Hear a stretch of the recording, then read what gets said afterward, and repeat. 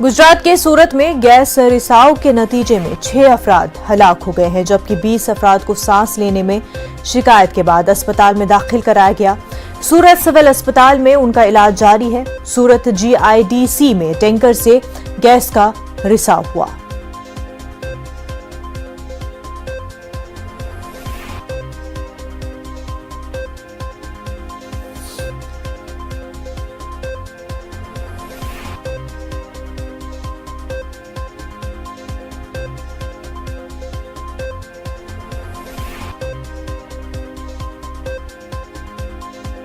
करीबन 25 मरीज gas leakage की वजह से गुंगड़ामन हुई, वो आ रहे हैं। मैंने तुरंत हेड ऑफ डिपार्टमेंट सर्जरी और मेडिसिन को अगवा किया और यहाँ पे पूरी नर्सिस, रेसिडेंट डॉक्टर सबको मेडिकल टीम तैयार किया। सबसे पहले 6 डेड बॉडी आई और उसके बाद 5 सीरियस मरीज आए। हम लोगों ने उनको तुरंत वेंटिलेटर पे लिया। उनके बाद आते रहे। करीबन इतनी गंभीर घटना मानी जा सकती? गंभीर तो है, क्योंकि जो मरीज आ रहे थे उसमें 6 डेड बॉडी के बाद जो 8 लोग थे उसको श्वास नहीं ले पा रहे थे और पूरा उछल रहे थे। हम लोगों ने बांधना भी पड़ा उनको। और बहुत ही गंभीर घटना है कि क्योंकि एक जो गैस है पूरा हार्ट और लंग्स पे इफेक्ट कर रहा था और मरीज जो थे, जो इफेक्टेड थे, वो श्वास नहीं ले पा रहे थे। उनको तुरंत ही इमरजेंसी ट्रीटमेंट में वेंटिलेटर पे या ऑक्सीजन पे और इमरजेंसी ड्रग्स भी देनी पड़ी। बिल्कुल गंभीर घटना मानी जा रही है। सचिन इलाका पूरा इंडस्ट्रियल इलाका है। यहाँ पे लगातार इस तरह के केमिकल नाले में छोड़े जाते हैं। अब तक नहीं हुई घटना हुई है। 6 लोगों की मौत हो चुकी है। 22 लोग सारवार के लिए अस्पताल भेजे गए हैं। देखने को मिल रहा है कि यहाँ पे लगातार मेडिकल स्टाफ है और दर्दियों की जान बचाने में लगे हुए हैं। कह सकते हैं कि 8 लोग काफ़ी गंभीर माने जा रहे हैं। जिस तरह की घटना है जिसके चलते सूरत प्रशासन में और खास करके जहाँ पे ये घटना बनी है वहाँ पे लोगों में चिंता का माहौल है, लोगों में दौड़-धम देखने को मिल रहा है। कृतेश पटेल, न्यूज़ 18। सूरत से हमारे नुमाइंदे कृतेश पटेल हमारे साथ जुड़ चुके हैं। कृतेश, क्या वजह बताई जा रही है इस हादसे की?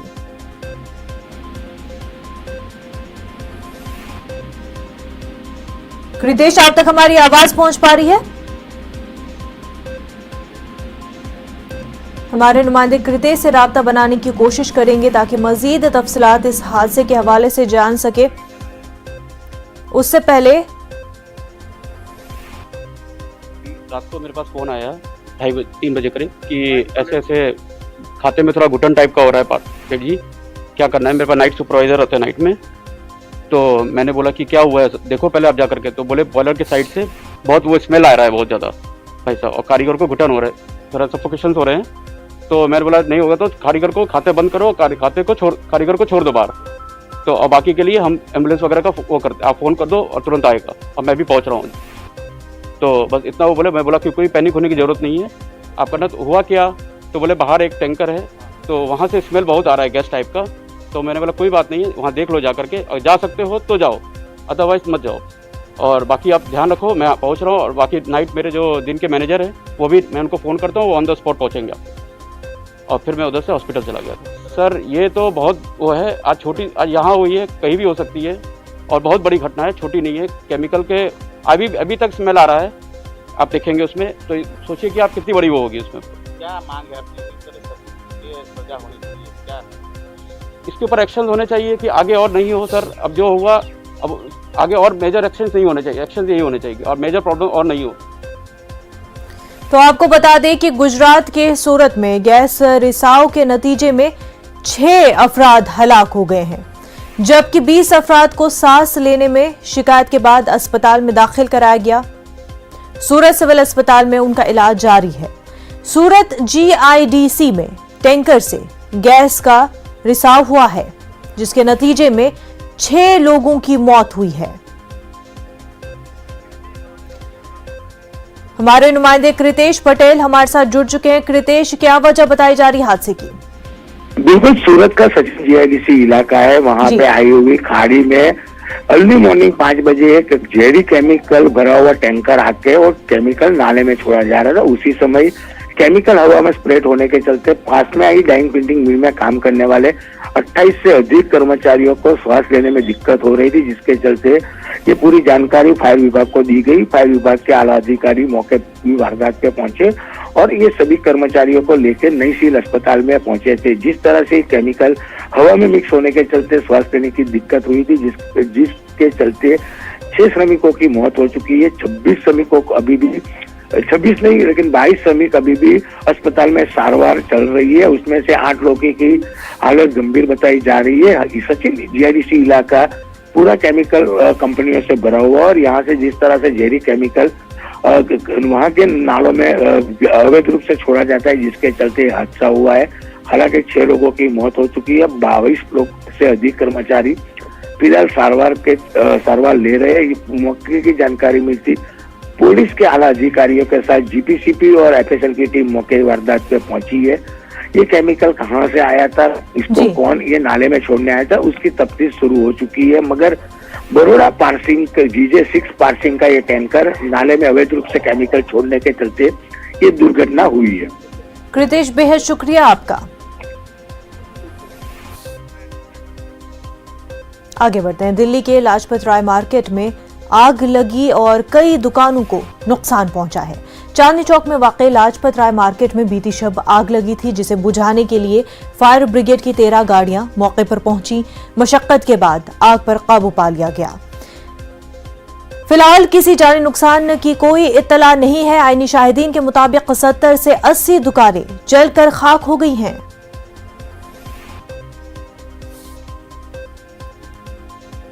ये 2:30 से 3 बजे के बीच में आग लगी है। अब आग लगी है किस कारण से, किस कारण बस लगी है, ये नहीं कह सकते हम। ये जीन्स है, बैग है, रेडीमेड गारमेंट्स की दुकानें और जैकेट है, कमीज है, ये सब दुकानें हैं। इसमें 70-80 दुकानें झुलसी हुई हैं जो खाक हो गई हैं। करोड़ों रुपए का नुकसान हुआ है। एक दुकान में कम से कम 50-50 लाख का माल था। मुझे 4 बजे पता चला है कि यहाँ पर आग लगी है। मुल्क की 5 रियासतों यूपी, पंजाब, गोवा, उत्तराखंड और मणिपुर में असेंबली इंतखाबात होने वाले हैं। इन रियासतों में इंतखाबात की तैयारियों का इलेक्शन कमीशन जायजा ले चुका है। जराये के मुताबिक आज इलेक्शन कमीशन की मीटिंग है। इंतखाबात की तारीखों का बाकायदा ऐलान हो सकता है। इलेक्शन कमीशन की ये मीटिंग वजारत सेहत के साथ होगी। कोरोना के नए मामलों में तेजी से इजाफा हो रहा है, जो तशवीश का बायस है। वबा के तेजी से फैलाव से सेहत आमा को दरपेश चैलेंज को देखते हुए इलेक्शन का इनकाद कराने के सिलसिले में इस मीटिंग में तबादले ख्याल किया जाएगा। जराये के मुताबिक यूपी में 6 से 8 मरहलों में इंतखाबात कराए जा सकते हैं। पंजाब में 3 मरहलों में वोटिंग हो सकती है। मणिपुर की बात करें तो मणिपुर में 2, जबकि गोवा और उत्तराखंड में 1-1 मरहले में चुनाव हो सकता है। दिल्ली से हमारी नुमाइंदा प्रीति इस वक्त हमारे साथ जुड़ चुकी है। प्रीति, माना यह जा रहा है कि आज मीटिंग होनी है वजारत सेहत के साथ इलेक्शन कमीशन की, और बाकायदा इलेक्शन कमीशन ऐलान कर देंगी तारीखों के हवाले से।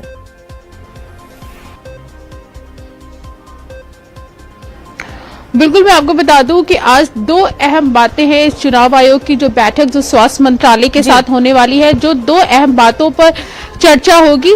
आपको याद होगा कि अभी कुछ दिन पहले ही स्वास्थ्य मंत्रालय की चुनाव आयोग के साथ बैठक हुई थी और उस बैठक में किस तरीके से चुनावों को लेकर रणनीति बनाई जाए, क्या जो रैलियां हो रही हैं क्या उस पर रोक लगे, क्या वर्चुअल रैली हो, इन सब चीजों पर चर्चा हुई थी। और स्वास्थ्य मंत्रालय की तरफ से जो सचिव थे उन्होंने चुनाव आयोग को सभी राज्यों की स्थिति बताई थी कि किस राज्यों में कोविड को लेकर किस तरीके की स्थिति है। और आज जो है उसकी फाइनल रिव्यू मीटिंग होनी है जो 11 बजे शुरू होगी चुनाव आयोग के साथ में।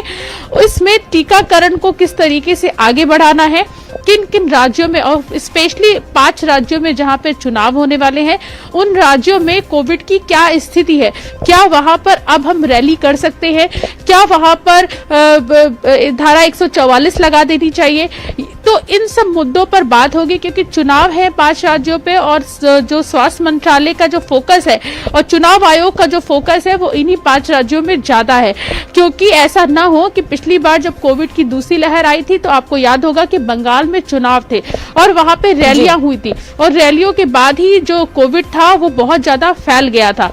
तो उसको लेकर ये जो गलती है ये दोबारा ना दोहराई जाए, तो उसको लेकर जो चुनाव आयोग है वो स्वास्थ्य मंत्रालय के साथ बैठक करने वाला है कि स्थिति क्या है, क्या राज्यों में अभी भी रैली करने की इजाजत दी जा सकती है, और अगर इजाजत नहीं दी जा सकती है तो क्या अब हमको इसको वर्चुअल कर देना चाहिए, क्या भीड़ भाड़, तो ये पूरी जो समीक्षा बैठक है उसको लेकर होनी है। और आज स्वास्थ्य मंत्रालय फाइनल रिपोर्ट जो है वो चुनाव आयोग को सौंपेगा कि किस तरीके से इन 5 राज्यों की स्थिति है। अगर हम बात करें जहां पे चुनाव होने हैं उत्तर प्रदेश की, क्योंकि उत्तर प्रदेश जो है वो सबसे बड़ा राज्य है जहां चुनाव होना है, उत्तर प्रदेश, पंजाब, उत्तराखंड, तो ये जो मेन जो राज्य हैं वहां पे जहां पे चुनाव होने हैं वहां पे स्थिति क्या है। हालांकि अगर मैं उत्तर प्रदेश की बात करूं तो उत्तर प्रदेश में जो केसेस हैं वो लगातार बढ़ते जा रहे हैं, लेकिन ओमिक्रॉन के जो केस हैं वो उसकी जो संख्या है वो कम है। महाराष्ट्र में सबसे ज्यादा ओमिक्रॉन के केस हैं, उसके बाद दिल्ली में सबसे ज्यादा ओमिक्रॉन के केस हैं। लेकिन अब हम दूसरे राज्य की तरफ आ जाते हैं। अगर हम बात करें पंजाब की, तो पंजाब में भी जो केसेस हैं वो लगातार बढ़ते जा रहे हैं, तो वहां पे भी स्थिति नाजुक बनी हुई है। उत्तराखंड की अगर हम बात करें तो उत्तराखंड के आज ही जो केंद्रीय मंत्री है सतपाल महाराज, वो भी कोविड पॉजिटिव आ गए हैं। तो आप समझ सकती हैं कि जब केंद्रीय मंत्री पॉजिटिव आ रहे हैं तो कितनी स्थिति नाजुक होगी। और अगर हम इसी बात में उत्तर प्रदेश की बात करें तो आपको याद होगा कि कुछ दिन पहले ही अखिलेश यादव की जो वाइफ थी डिंपल यादव, उनके दोनों बच्चे भी कोविड पॉजिटिव पाए गए थे। साथ ही और भी जो बड़े बड़े नेता हैं वो कोविड पॉजिटिव पाए गए थे। कल ही जो केंद्रीय मंत्री हैं, केंद्रीय राज्य मंत्री हैं एसपी सिंह बघेल, वो भी पॉजिटिव आए उत्तर प्रदेश के। तो ये कहा जा सकता है कि जो स्थिति है वो बहुत अच्छी नहीं है, तो उसको लेकर ही जो आज समीक्षा बैठक की जाएगी। और एक जो अहम बात है कि इस स्थिति को कैसे काबू किया जा सकता है, तो पहले भी जैसे हमेशा से कहते आ रहे हैं कि टीकाकरण इसका सबसे बड़ा हथियार है, तो टीकाकरण को कैसे बढ़ावा दिया जाए। अभी तक टीकाकरण की क्या स्थिति है, कितने लोगों को डोजेस लग चुकी हैं, पहली डोज कितने लोगों को लगी है, दूसरी डोज कितने लोगों को लगी है, इस पे भी एक समीक्षा बैठक होगी। इसको और कैसे बढ़ाया जाए। और अभी 3 जनवरी से ही बच्चों को ही टीकाकरण शुरू किया गया है। जैसे 15 से 18 साल के बच्चे थे तो उनमें कितने बच्चों को टीकाकरण हो गया है, अभी रोज कितने बच्चों को टीकाकरण हो रहा है। कुल मिला के ये है कि चुनाव क्या हम इसको कंटिन्यू कर सकते हैं। और एक और अहम बात ये भी डिस्कस हो सकती है चुनावों में, क्योंकि पहले ये कहा जा रहा था कि चुनाव क्या कोविड के कारण क्या आगे बढ़ाए जा सकते हैं या पोस्टपोन किए जा सकते हैं, कुछ समय के लिए स्थगित किए जा सकते हैं। हालांकि उसमें चुनाव आयोग का बड़ा बयान आ गया था। चुनाव आयोग ने कहा था कि सभी जो दल है वो अभी चुनाव करवाने के पक्ष में है, वो सभी जो दल है वो अभी चुनाव करवाना चाहते हैं। लेकिन आज की क्या स्थिति है, तो इस बात पर भी चर्चा होगी कि आज जो दल है वो आज क्या चाहते हैं, तो इस पर भी चर्चा हो सकती है। क्योंकि हालांकि पहले तो सभी दलों ने कहा था कि वो चुनाव करवाने के पक्ष में है, लेकिन स्थिति जो है वो दिन ब दिन खराब होती जा रही है। दिल्ली में भी वीकेंड कर्फ्यू लगाया गया है। हालांकि उत्तर प्रदेश में वीकेंड कर्फ्यू से राहत जरूर मिली है, लेकिन उस वीकेंड कर्फ्यू के साथ साथ जो अवधि है, जो कर्फ्यू की जो अवधि है उसको बढ़ा दिया गया है। पहले 10 बजे से 11 बजे से 6 बजे तक था, अब 10 बजे से लेकर 5 बजे तक कर दिया गया है। तो कुल मिला के ये जो बैठक होने वाली है जो 11 बजे शुरू होगी वो काफी अहम मानी जा रही है। जी बिल्कुल, काफी अहम ये बैठक है। प्रीति, बेहद शुक्रिया तमाम तफसीलात के लिए। जी बाद आपका खैर मकदम है। आंध्र प्रदेश के वजीर आला जगन मोहन रेड्डी आज जेएसी मुलाजमीन यूनियन के साथ मीटिंग करेंगे। उम्मीद की जा रही है कि आज देरीना मसाइल काबिल कबूल हल निकल आएगा। मुलाजमीन की पे रिवीजन कमीशन की कई दौर की बातचीत इससे पहले बेनतीजा रही, जिसके बाद मुलाजमीन यूनियन इस मसले पर वज़ीर आला जगन मोहन रेड्डी से मुलाकात करने की मांग कर रहे थे ताकि उनके मसले का हल निकल आ सके।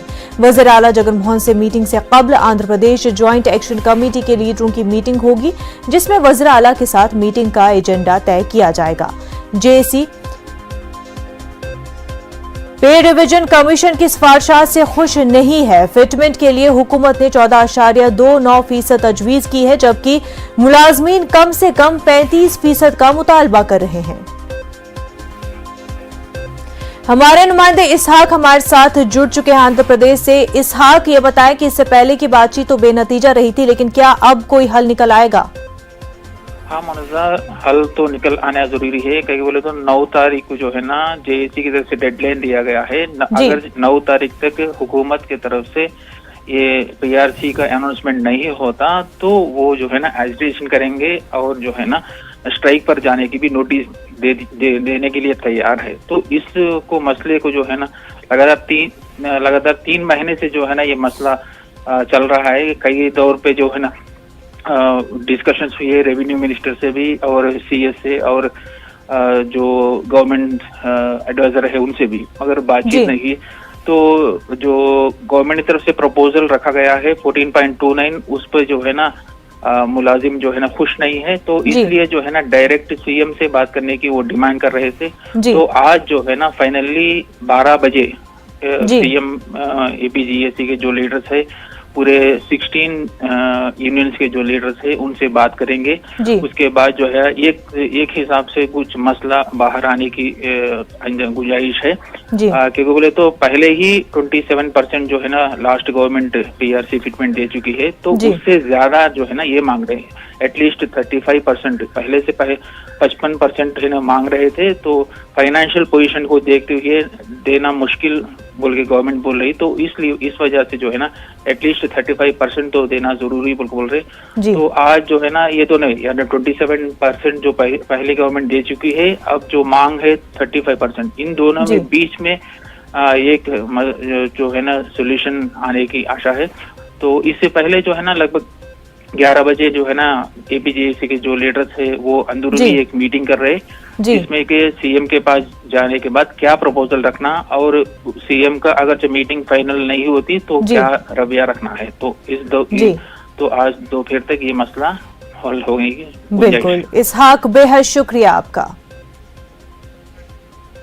आगे बढ़ते हैं। मुल्क भर में कोरोना ने फिर से अपना रुख दिखाना शुरू कर दिया है। 24 रियासतों और मरकज के जेर इंतजाम इलाकों में 70,000 से जायद नए मामले रिकॉर्ड किए गए, जबकि ओमाइक्रॉन के 2100 से जायद मामले देखने को मिल रहे हैं। राजस्थान में ओमाइक्रॉन से एक शख्स की मौत भी हुई है। मुल्क भर में 2 लाख से जायद एक्टिव केसेस मौजूद है।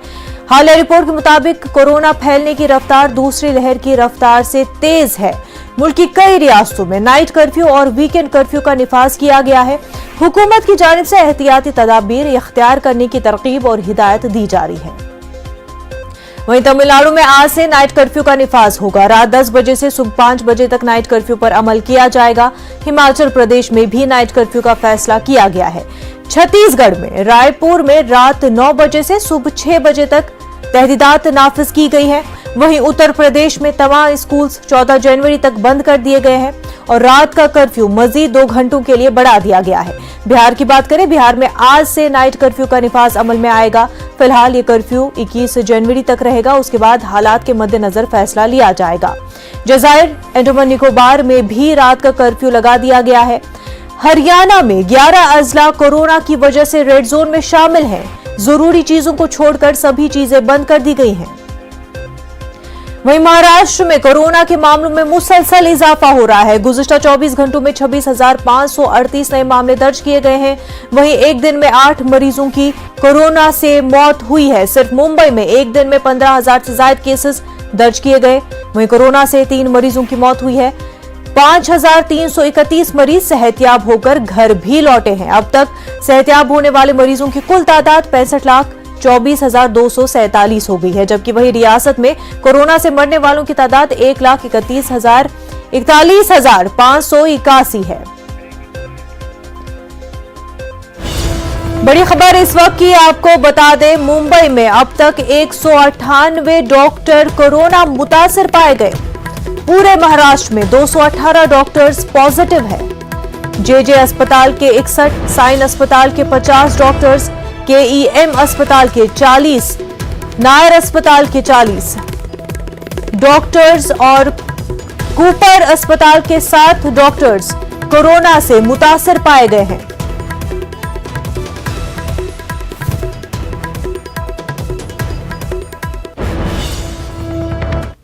कोरोना वबा के दौरान बाहमी इमदाद और इन्हिसार का जज्बा मुस्तहकम हुआ है। मुल्क इस वबा से मुत्तहिद होकर मुकाबला कर रहा है। टीकाकारी के ऐलान के बाद हम बेहतर ताउन करें जिससे हम कोरोना को मात देने की जानिब कदम बढ़ा सके।